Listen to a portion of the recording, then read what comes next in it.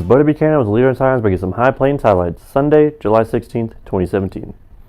Seward County tennis players Toledo Rodriguez, Carlos Anez, and Andre Nice have been named JUCO All-Americans by the Intercollegiate Tennis Association, also known as ITA, for the 2017 season.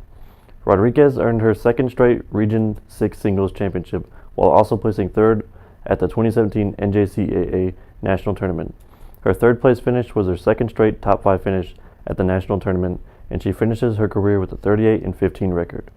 Rodriguez is the first Lady Saint to be named an ITA All-American since 2015, is the sixth in program history. On the men's side, Anez followed up his 2016 Region 6 singles championship with a second place finish in 2017. He also earned his second straight consolation bracket title at the NJCAA National Championship. Anez was also named an ITA All-American in doubles with his partner, Nice.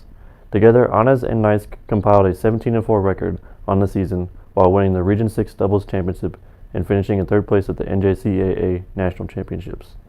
Anez and Nice are the first Saints to be named to the ITA All-American list in program history. SCCC has All-American winners and All-Academic winners. Seward County student athletes continue to excel both on the field and in the classroom, as 28 Saints and Lady Saints qualified for national academic honors for the 2016-2017 school year. This was the fifth straight year that Seward saw an increase in NJCAA All-Academic winners.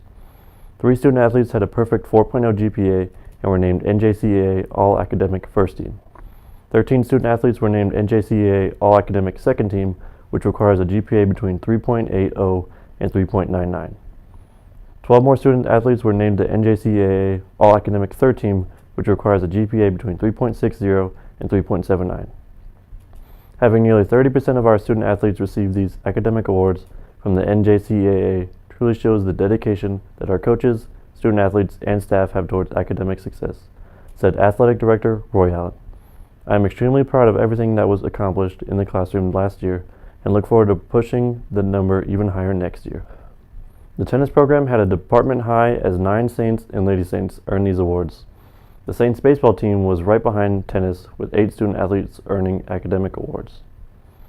There is another team doing well that plays on the SCCC campus. Liberal did not get to play a game Friday when a heavy rainstorm hit Liberal about an hour before first pitch against Hayes, but that didn't stop the Bee Jays from picking up 3 wins.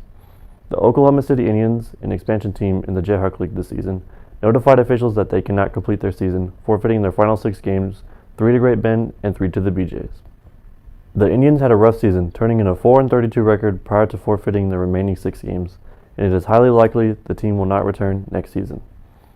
Liberal currently trails Hayes by 1 game, and if Liberal can compete the 3-game series either ahead or tied with the Larks, the Bee Jays would be the Jayhawk League champions no matter what happens between Hayes and El Dorado. Liberal and Hayes scheduled a doubleheader Saturday to make up for Friday's missed game, and Sunday night at 7 p.m. the 2 teams face off for the final time. If Liberal sweeps all 3 games, they will be the outright Jayhawk League champions and will automatically advance to championship week at the NBC World Series in Wichita, which begins July 29th. If the Bee Jays take 2 out of 3 from the Larks, they would be tied with Hayes unless Hayes loses one of its remaining games with El Dorado, which would again make the Bee Jays the outright champions, since Liberal will have 3 more wins from Oklahoma City. If Liberal takes 2 out of 3 and ends up tied with Hayes, Liberal would still be the Jayhawk League champions because they would have a 4-2 season record against the Larks.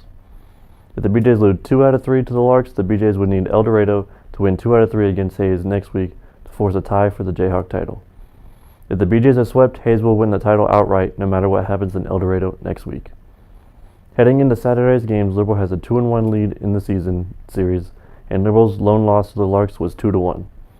Liberal has not won the Jayhawk League since 1999, despite winning national championships in 2000 and 2010. We will switch from this championship chance to another one. After surviving a scare in the first game of the 18 and under Babe Ruth State Tournament Thursday with a walk-off RBI single by Max Valles for a 4-3 win over Parsons, the Liberal Rattlers did not need a nail-biter to win Friday, dominating Junction City 12-2 to move 2-0 in bracket play and guaranteeing themselves a spot in Monday's championship bracket. Liberal still has a game to go against Walnut Ark City, but no matter the outcome, the Rattlers will be playing Sunday in the Final Four. Liberal sits at 2-0, with Parsons and Junction City tied at 1-1, and Walnut Ark City is 0-2. Walnut Ark City is eliminated because they cannot do better than 1-2. Parsons and Junction City played Saturday, and the winner moved to 2-1 will advance to the championship bracket, while the loser was eliminated by falling to 1-2. Liberal can move to 3-0 or fall to 2-1, but even with a loss, Liberal will have the head-to-head tiebreaker over Parsons and Junction City. Liberal put themselves into the championship bracket with a strong pitching performance by Tucker Deaton to go along with a grand slam by Cole Evans. Liberal scored a run in the first inning when Cesar Burciaga grounded out on the infield that allowed Elijah McCarter to score from third, and Liberal had a 1-0 lead. Liberal jumped out to a 2-0 lead when Alex Yanez scored on an error by the Junction City pitcher. Evans provided a 2 RBI single in the third to extend the lead to 4-0. Junction City finally broke through against Deaton in the fourth with 3 straight singles that scored a run and cut Liberal's lead to 4-1. But Evans added 2 more RBIs with another single that scored Caleb Wilmes and Burciaga, and Liberal led 6-1. Pancho Terrazas relieved Deaton in the fifth and preserved the 6-1 lead with 2 scoreless innings in the fifth and sixth. Junction City's pitching faltered in the seventh, and 2 leadoff walks followed by Wilmes being beaned loaded the bases. Burciaga walked to push Terrazas across the plate, and Evans followed with a grand slam over the left field fence, and Liberal led 11-1. Deaton had an RBI single later in the inning to give the Rattlers a 12-1 lead. The Rattlers allowed a run in the seventh after a Burciaga error allowed the leadoff batter to reach, and Terrazas gave up a walk and a single to load the bases. The first out came by a strikeout, and another walk allowed Junction City to score a run before another strikeout and a groundout on the infield ended the game.